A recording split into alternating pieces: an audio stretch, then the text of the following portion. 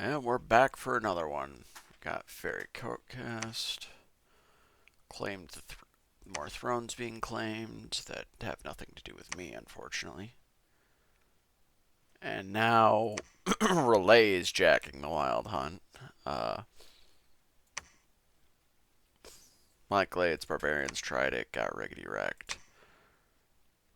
Throne of Law has been claimed, so everybody gets order, which is nice, which is very nice for me, and Throne of Fortune is giving everyone luck, which is nice. This is nice. This is very nice because, again, you establish recruitment points were my main issue. Order gives recruitment points. It's the only thing that does. So +2 order everywhere is very nice. So how is it going? We won pretty handily this time. Finally. That Hydromancer responsible for most of the kills. Somebody died to poison, I think. Because it's 4 deaths, but only 3 kills responsible. Because as a level 1 death mage, he's not flinging attack spells, so there's no friendly fire here. Especially since this is underwater, and yeah. So we did finally... Oh, right. He doesn't have to cast Bless at all, because as the Prophet, he's always blessed in Domain. I completely forgot about that. But yeah, and it gives him Reinvigoration, which is very nice for mages to have. I completely forgot about that. Oh, there's 2 of them. Ice Pebble Staff. It's not the worst spell in the world. Yeah, you can see, especially underwater, that numbness spell is pretty useful. Even though it doesn't, like, show anything. But yeah, like you can see, it's a lingering fatigue effect on him. Which can be quite powerful.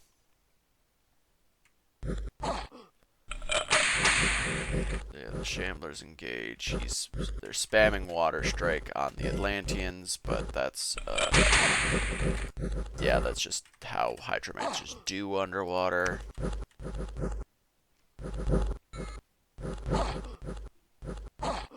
And got them both, and that's the end of it. Yeah, I've never zoomed in on Ichthyds before. They look a lot derpier than I recall. And yep, Nobuzaku found a rabbit foot charm, but did not find that pebble, ice pebble staff, which is a pity, but that's life. Okay, more of that fucking Ghost Armada shit I'm getting sick of. Really fucking sick of this shit. Okay, really? Yeah, alright.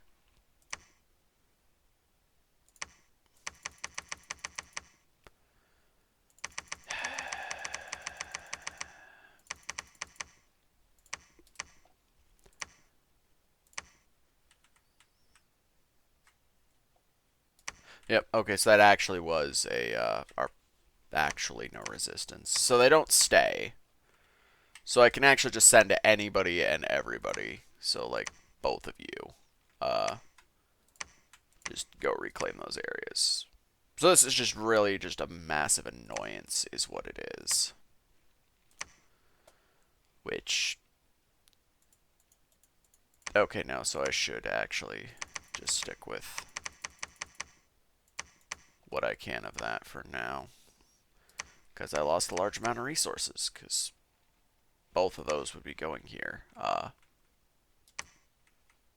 Otherwise. I don't remember what I was doing with you. There's a battle there too. What the hell? Yeah, meanwhile, Relay tried something, which is interesting, but... Purple. Lost taxes. Black Glades. Was that Barbarian shit that tried and failed? Typhoon C. Yeah, it's fine. Had to make sure, but it's fine. So yeah, Kane's making the crossing, and he'll be able to immediately go for that. We won here. Which throne is this? Water. Cool. So I'm already getting 3 water from it. Gives extra defense skill and extra dominion spread, and produces gems. So this is nice. We're gonna go ahead and claim that.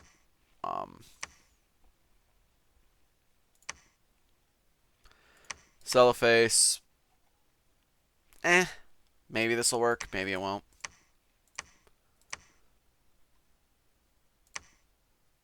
He's going to set up. It's not going to be anything to talk about for a while, because again, this is literally just a straight line. Then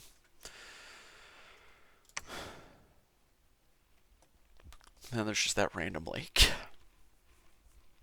I could take it, but I don't care.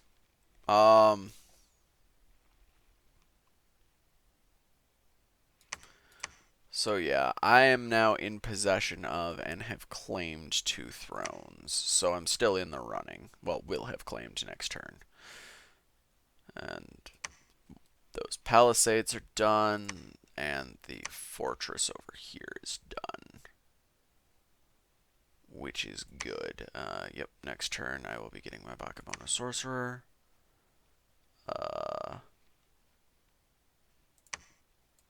And if Tenchi's not going to take that spot back, I will. I'll take it. I've kind of already accepted that my next situation is going to be, you know, a war with Tianchi.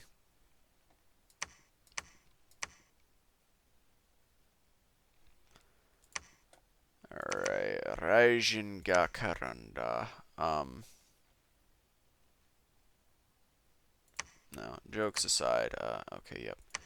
We're still training that out to hook Benjiro up. Benjiro, take this Cauldron of Broth.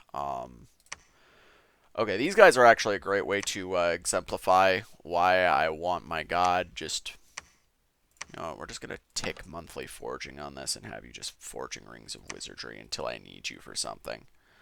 The reason for that being is, actually, I have a lot of people that are good for displaying why you want that. So the Staff of Elemental Mastery, which actually he can forge those, can he? No. He needs to be 4 in both, and he is only 3 with Earth Boots in Earth Magic. Well, I didn't say with Earth Boots and the Staff of Elemental Mastery is only 3. So he is not a high enough Earth. And these guys won't be high enough. Actually, that's not a bad plan. See, the water bracelet. Water is actually one of the easiest elements to up. Because forging water bracelets, which is the first booster, only requires water magic level 1. Whereas most, like the Skull Staff and the Earth Boots and everything else, requires at least an Earth Mage 2. At least level 2 mage. Water, any water mage can buff themselves 1 level. Like Koichi over there could forge water bracelets. Which, the reason that's important is then I can churn out more staves of elemental mastery and just hand them across the board like they're candy. So that's going to be the plan here. The reason I'm like, yeah, that'll work is why I love these rings of wizardry are huge, because it is just a flat magic +1. So all of these paths he has is 3 fire, 2 water, 2 earth, 2 death. Boom. +1 across the board.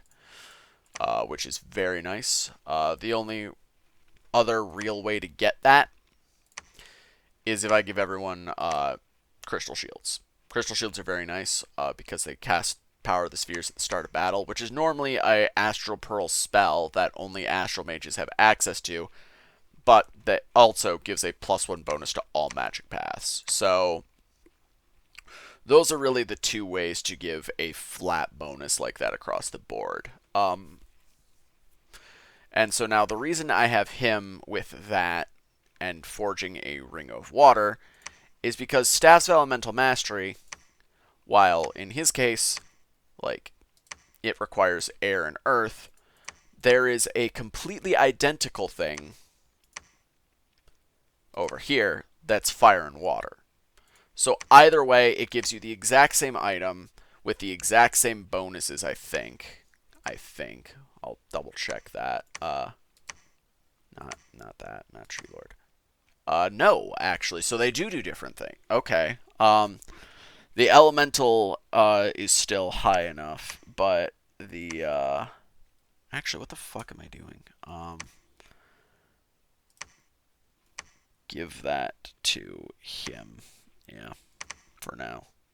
Because that will let him forge the staffs on repeat.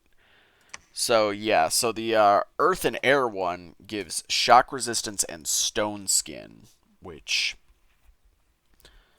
Stone skin is very nice. Stone skin, it's not as good as iron skin, but it's still natural 15. So, for example, like these guys, their natural protection is 7, because this guy... Shouldn't that have Earth? Whatever. Yeah, total protection head because he doesn't have a helmet, and then his body is at 19 because of the extra armor value there. But basically, Stone Skin ups that nat proc level to 15, so it's an extra like +8 armor everywhere. Since again, he's not wearing a helmet that's an everywhere buff, which is very nice. Now the fire and cold ones, as we just established, they instead do fire and cold resistance, but the +1 to elemental and elemental spell range ups remain the same, which is the main pull for these, but you know, it's what it is. Now we also have this fairy court that I just cast, so okay, she's a disease healer too, which is nice. I didn't know about that part. But she starts Nature Magic 3, Air 3, which is not a bad set. Now, without an external air booster, she's kind of stuck there air-wise, but again, I have access to Thistle Maces and Tree Lord Staves, so she's not really, which, yeah, actually, just have her forge Tree Lord Staves until further notice. In the meanwhile, I have this Thistle Mace, and Cornucopia, because that'll give supply bonus, but more importantly, at the start of a battle, she gets 2 nature gems from that. So when we go to army setup, we go to her. Yeah, and she also comes with all these sprites, which have Elf Shot, which is basically a incapacitate or kill with exhaustion. Yeah, 100 fatigue is nothing to sneeze at, especially since, well, that auto incapacitates for a round at bare minimum. But again, with that Cornucopia, she can't cast Howl right away, but she can, and that would basically put her out anyway, but you know, whatever. But like maggots, if you know, they have an undead commander you need to put down, you can cast that twice. She can actually cast summon sprites twice. So she can summon 12 more of those things. The effects don't go up, but again, she is many times above the level for it, so she can spam that out with less fatigue. Carnivorous plants only can be cast in forest, so she can't do that, but she can 2 casts of Swarm, which, you know, it's cheap chaff spam, which is nice. She could cast Haste, which is a very large area of effect. Move speed up. Serpent's Blessing, poison resistance, but that's really only useful if you're dealing with some people. Or she could cast Mass Regeneration at the start of combat.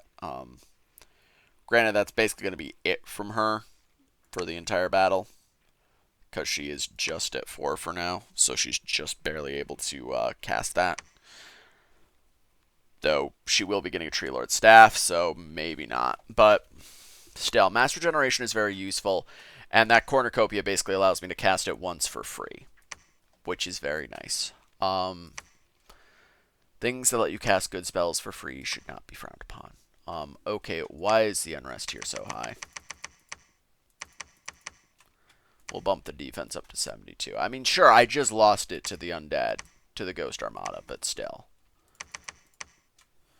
Knowing how they're spamming things out. Why did I never put defense here? And how has it not been screwed by that? And yes, that is the chain of thought. What a time to be alive. Any hoodle. These Ichthids are nice, but now I don't need a spam anymore, so I can actually take you guys off repeat recruitment. Get a guy to lead the charge. I'll let these spawn, just because, you know, giving him a reasonable army, and Ichthid on Ichthid violence is still probably one of my best bets there. So yeah, also, he got that, which gives him Twist Fate at the start of battle, which, it's not something I would ever waste my time forging, but it's still nice to have, because he gets that free Twist Fate at the start. So the first successful attack will be negated, which means he can survive one whole hit. Yeah, that was really just an opportunity thing to get my hands on this throne, rather than wait. So if this prophet dies, it's really not going to break my heart.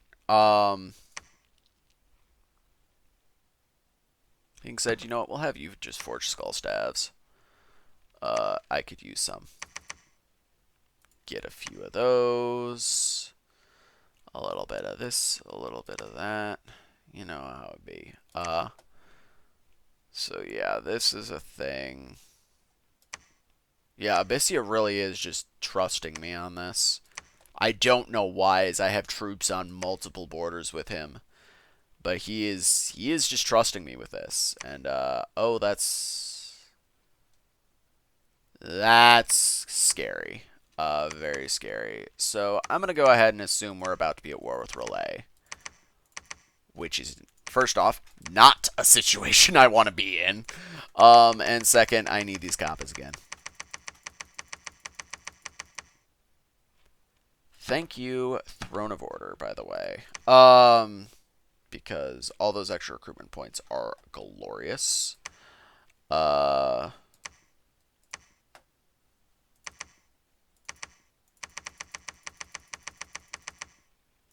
now I'm not recruitment point locked in some places.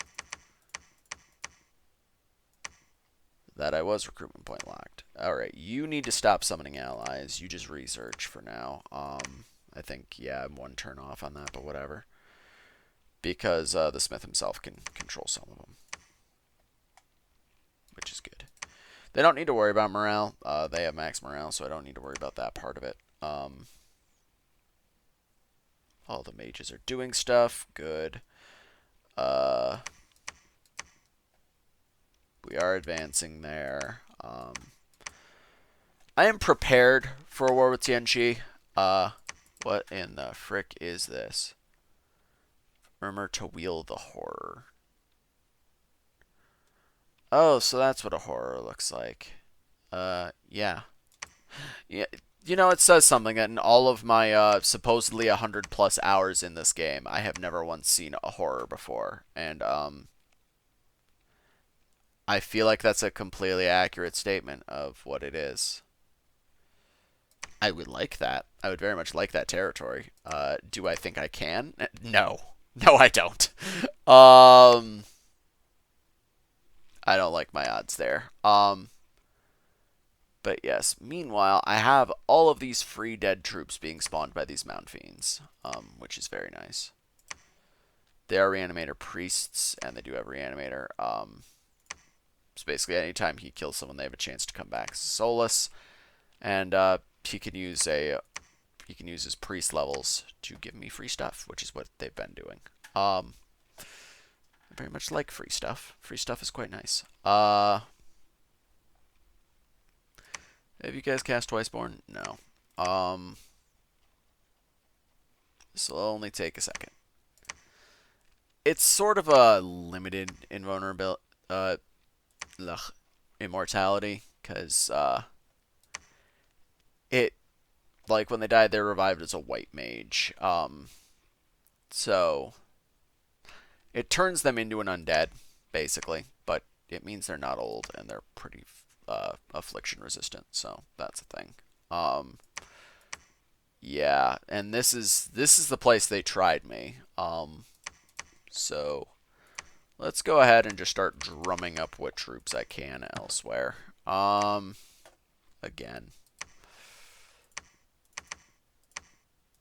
because this is gonna be bad. Let's just put it that way.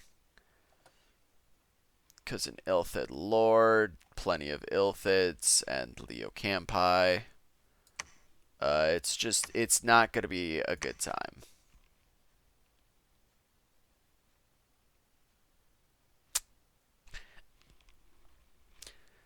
Not gonna lie, I am curious. I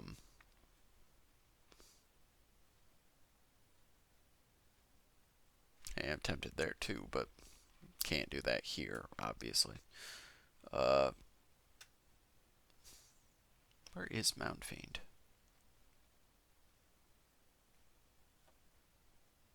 I'm gonna summon a Sea Killer because I'm curious. Did I already do that? If I did, I moved it, so whatever. Well,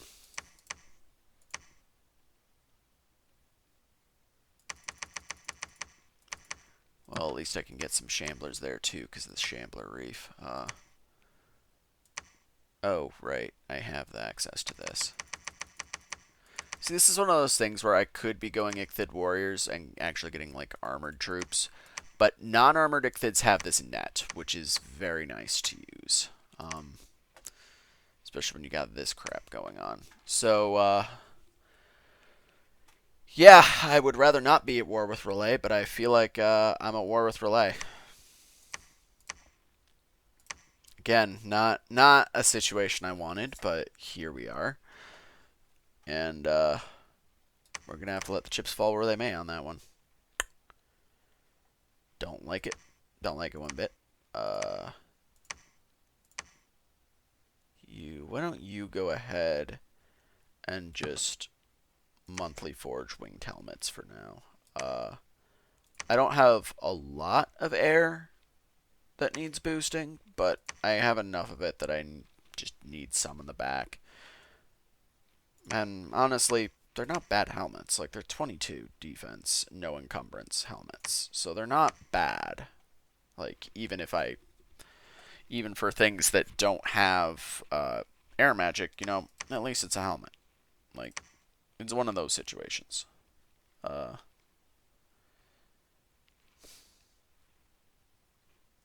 yeah,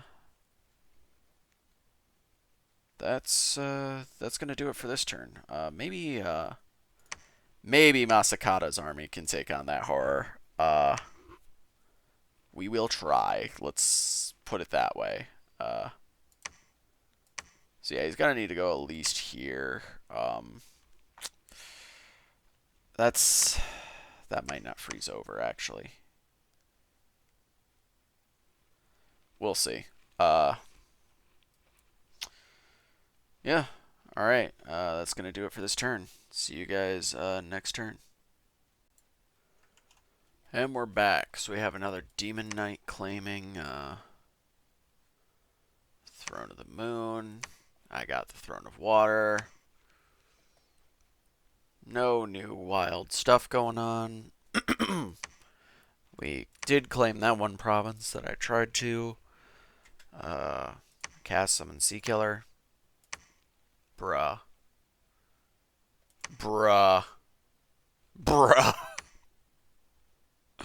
So they're giant mantis shrimps. I am so on board with this. Okay. So what was the game plan there? They walked away.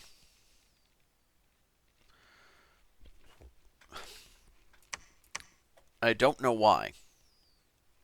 Because it's been repeatedly proven that these guys just don't register province defense, given that Naba, like, came over here like 35 times.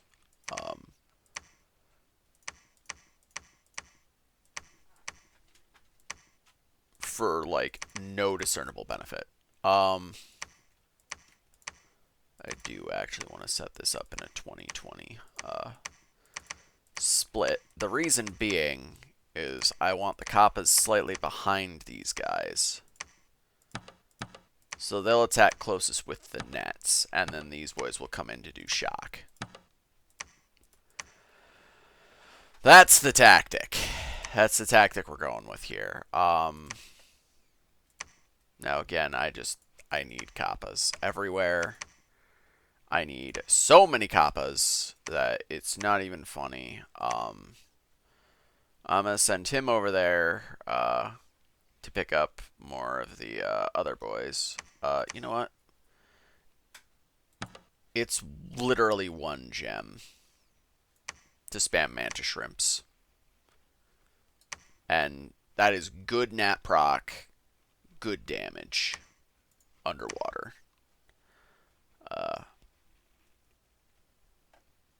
So I am 100% on board with just spamming those out.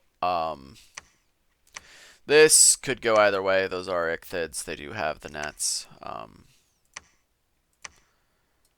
Since that worked so well, we're just going to keep on keeping on. I am going to repeat recruitment of good troops, though, because even if I don't end up doing anything with it up here, per se, it's still good troops that I can turn towards relay. Turning troops towards relay might be necessary. They are scary. I fear no man, but that thing, it scares me.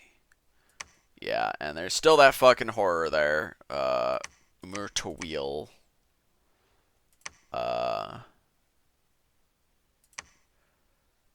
Who I am sending Masakata to deal with if I can.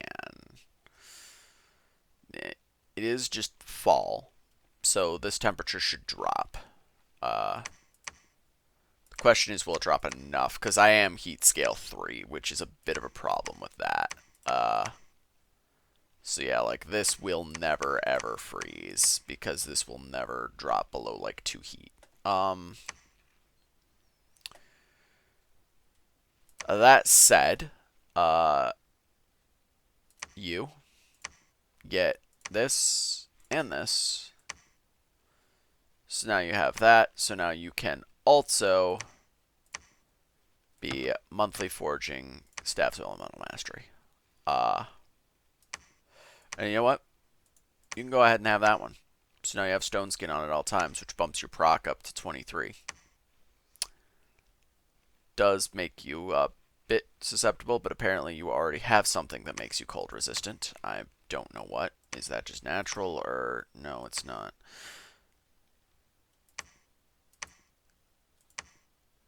Is it because water magic? Like, that's really all I can think of there that would make him resistant to cold.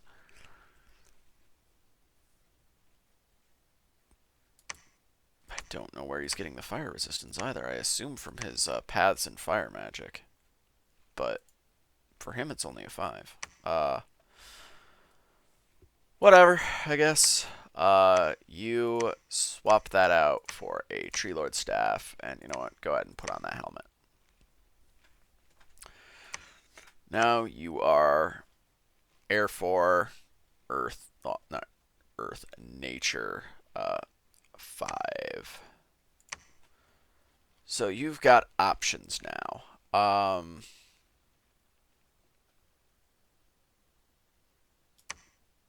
What is Thunderfend? Gives everyone shock resistance.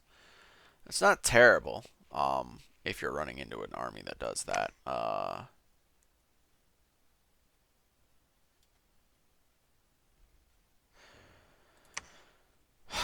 That's not bad. And what's the fatigue cost on it? Yeah, 100, but it'll be fine. It means no mass regenerate, though. Yeah, because mass regenerates 2. That's unfortunate.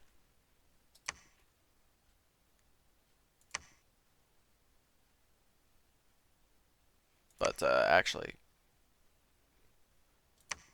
Oh, it doesn't stack, I think is what that's trying to tell me.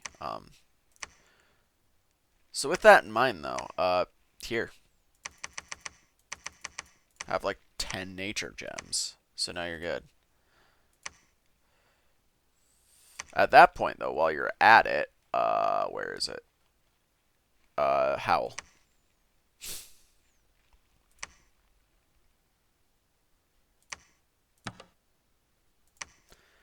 And then just cast spells. Yeah, that'll do. I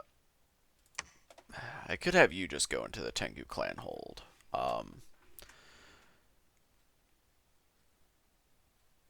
Or, you know, summon more of you. Become eagle. Why? I mean, I could, absolutely could, but why? There's no reason.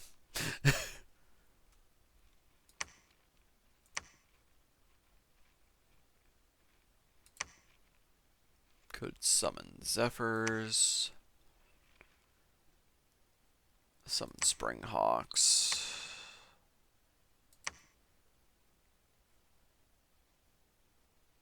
Actually, there's a thought, because Draconians count. I'm pretty sure. So if I were to have her go ahead and cast Dragon Master on herself, and then cast that, I think she gets a few extra. It's worth a shot anyway. Never mind the fact that, yeah, I can do that with her. Just, she can control the horde of Vinemen that I am summoning.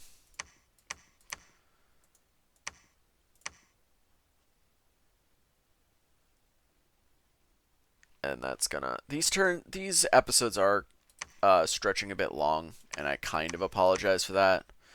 The problem being is I don't feel confident trying to just... I don't want to just stretch one episode, to, like one turn to 30 minutes, you know? Like, at that point, I feel like I'm doing both you and myself a disservice there. But conversely, these turns are taking too long. Plain and simple, I cannot just do one. Okay, you're here now, so you can summon in a Pandatara, but like, but I can't do all of this in just 30 minutes. Like, there's too much I need to do if I'm going to actually show you, you know, what I'm doing. Like, that's nice, actually. The City of Stones, an extra 5 Earth Gems a turn. I mean, granted, gem income has no meaning.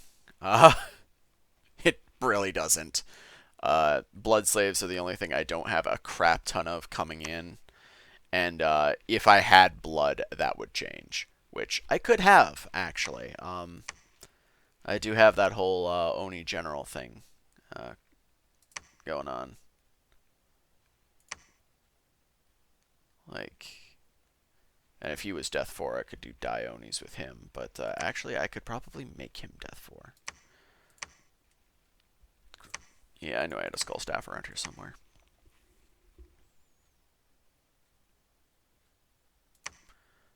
So yeah, I could actually go ahead and summon a Dione, which I will. I don't want too many of them for reasons that will become apparent when I summon it. Maybe a couple Oni Generals as well, but nothing too crazy. Iceborne, sir.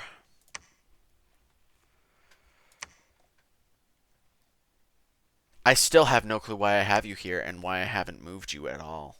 Why you're just sitting here. Let's take both of you and...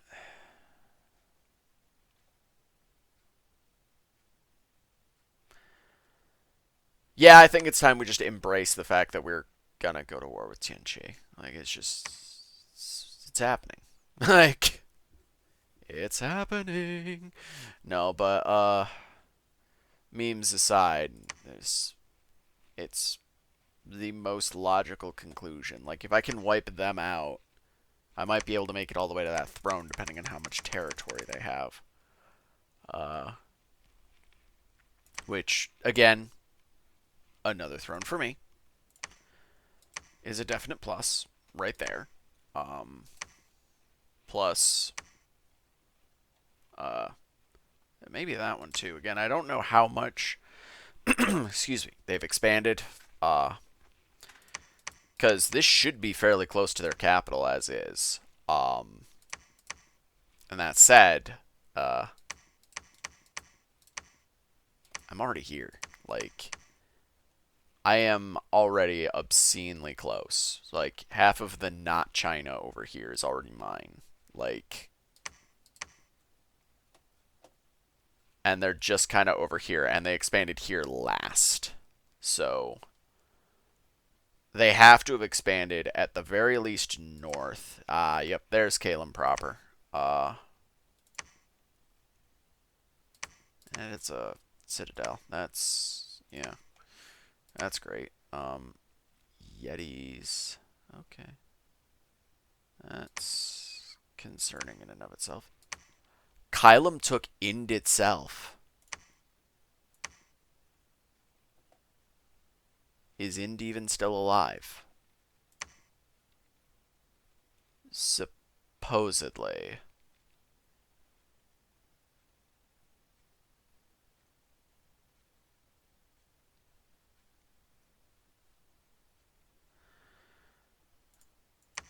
I think.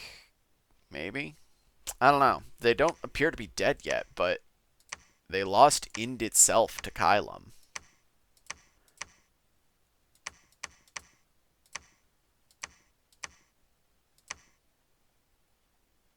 Like, that's devastating for a faction to lose their capital. Less so for me, actually, than most. I shouldn't say for a faction, because, like, anyone looking at me would be like, what the fuck are you talking about? Because I come out pretty okay.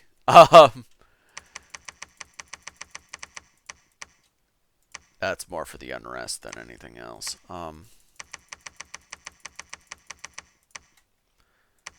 Then I do have order, so extra unrest reduction. But,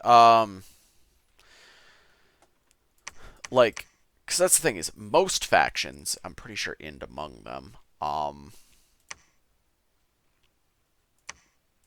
misfortune, sectarian movement, that'll sort it out.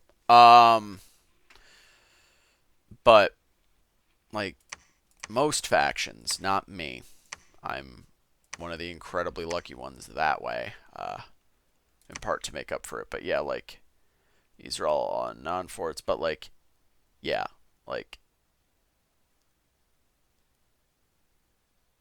everything except the Abbot Sage for them commander-wise. Yeah, and all of their national units, aside from the like specific ones over here, can only be recruited in the capital.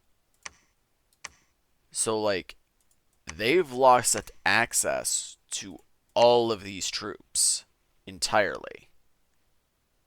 They've lost it. They've lost access to their good mages. Their next good mages. Their level 3 priests with astral and something else. You know, their level 2 priests. Like, all they have, well, admittedly, this guy is a good researcher, a fortune teller, and a Sacred 2 priest, so He's not terrible to have everywhere, but he's only got 40 leadership. Like, they lost all of their national commanders from that, aside from, like, the out in the provinces people. But you still need temples everywhere to get these guys because they're sacred. Cannibal warlords you don't, but again, only 40 leadership and causes unrest, so you don't want to use the cannibals too much. And then the cannibal shamans you can get without a temple. They're like the only thing you can. And they're blood, which is nice because that can break you into blood, and possibly blood 2. 25% of them will be blood 2. Others will be astral, death, or nature. But they're heretics, and they also cause unrest. So you don't want a lot of these guys. So if still alive, I don't know if I can see that or not because score graphs aren't really a thing right now. Because I decided to be reasonable about that, and I don't have spies, so that's unfortunate for me. I don't know why I went to my nation overview like that was going to be relevant. Maybe I thought it would be, but yeah, they're still no, they are still alive because they still have the Throne of Fortune. So they have to still be alive, even though they've lost their capital. Right now, so Atlantis has the Throne of Splendor, which is a level 3. And I think the only claimed level... Yeah, the only claimed level 3. And Atlantis has it. That Throne of Splendor, which spreads dominion and gives awe to their blessing, which is actually quite nice. Agartha has the High Throne, which is just dominion spread. I have the Throne of Death, which is unfortunate because it gives death scales, but hey, 7 death gems a turn and extra dominion spread is nice. He has the Throne of Fortune, which gives luck and astral gems. So that I would actually like more than what I have. The Throne of Misfortune is around. Basically does the same thing as the Throne of Fortune, except more astral gems and misfortune instead of fortune. Phaeacia has the Moon. Dominion gets growth, and Blessed Troops get extra precision and water and astral. So that's a pretty nice one and pretty fitting for them. Vanaheim has Throne of the Earth, which is interesting. Gives them access to gnomes, which are 2 earth, 2 nature, which isn't bad. I don't think Vanaheim has much earth, so that's a good call there. Reinvigoration bless and boost earth rituals. Then I have the Throne of Water, boost water rituals, defense skill, dominion, water gems, hydromancer, which again, good water mages are going to be necessary in my wars with Relay. Just plain and simple, because water mages are amazing underwater. But wild, I know. Nobody has the crystal or iron thrones yet. Marignon has the silver throne, which gives them access to very good researchers.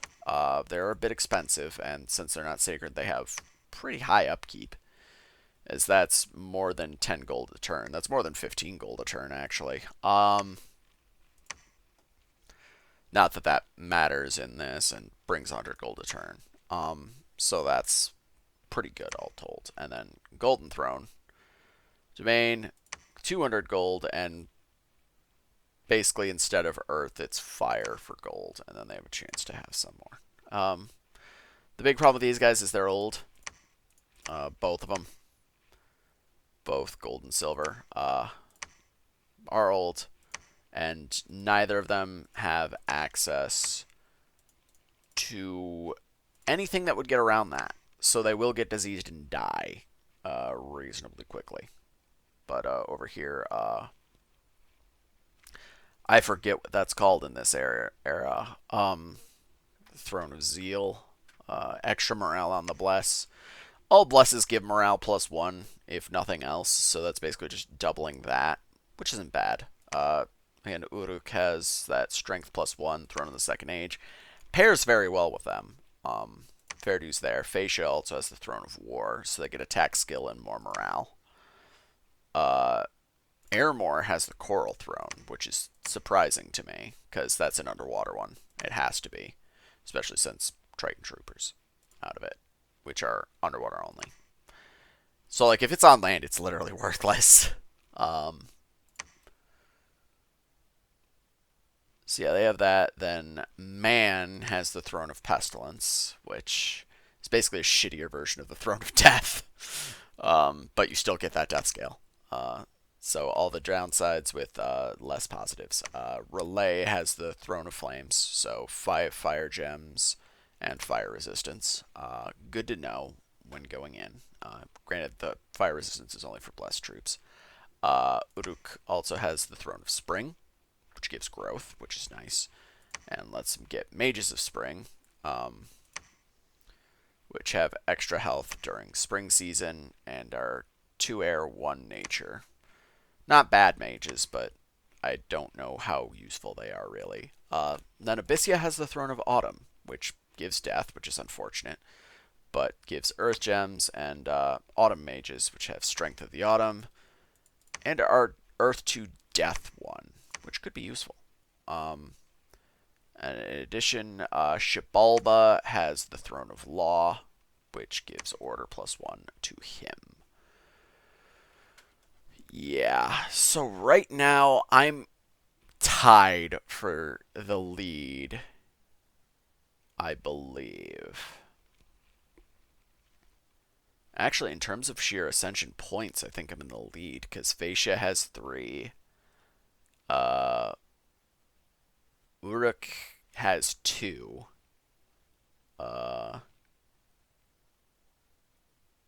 Yeah. Int has 2, which is, So yeah, technically, because I have 2 of the level 2 thrones, in terms of just sheer points, Ascension points, I'm in the lead, which is kind of wild for me. It does not feel like I'm in the lead, let's put it that way. I don't know where Abyssia's throne is. Probably that one over there.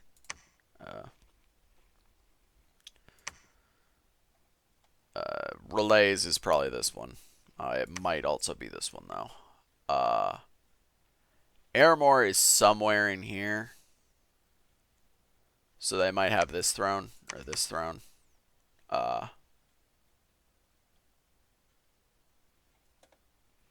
Phaecia is at the very least over here somewhere. Probably on one of these islands, because Phaecia wants to start on an island.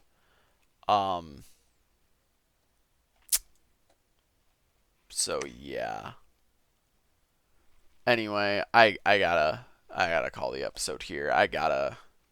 It's already been 47 minutes, almost 48 at the time I'm noticing this, and I don't have the episode before this one is going out the day of this recording. Both of which, this last one and this one, were recorded in the same day, same session. And I have 3 hours to get that uploaded. Great. No pressure. And yes, that did date when I recorded this, so now you know. I might do a couple more episodes, but I need to at least start uploading these 2 to keep the schedule alive. Some of you may notice, and have noticed by looking at my channel, I am garbage with keeping a schedule. Just plain and simple garbage at it. So, yeah. Aether Ryza is and Digimon Cyber Sleuth, while I was doing them, are better examples of me actually keeping a schedule. But it's not something I really do well. And you'll notice I wandered off of those too. With those, I just got lucky and I was able to record, especially at the start of Rise, I was able to pump out 6 to 10 episodes in a week, no problem. And then just staggered the releases, so I was good. These I'm only doing a couple episodes a day and then throwing directly on the channel. So that's been an experience. That said, let me know what you think. If I'm doing a good job, let me know. If I'm doing a terrible job and you just want to yell at me for it, let me know. But yeah, I will see you guys next episode. Bye bye.